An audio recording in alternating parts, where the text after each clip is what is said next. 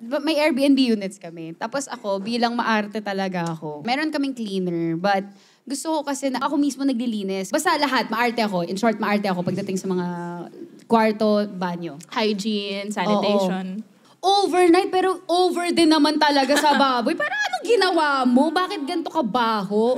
Meron pa yung mga nag-iiwan ng skid marks. Alam niyo yun?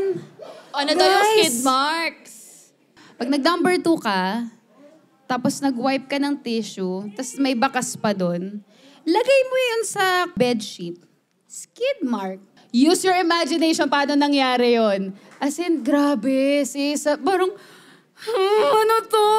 Tapos may mga iba nag-iiwan ng bra, ng gamit na panty, ng brief. Yung parang, medyo wild kayo Ginawa niyong sogo yung Airbnb ko Nakaka-offend. Kung may Red flag. Kung may Victoria's Court, may Ashley's Court. Oo.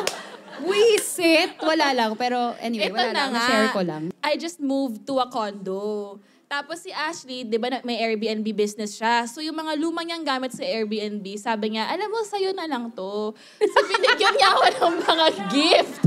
Tapos kasama na doon ang mga bedsheet. Huwag ka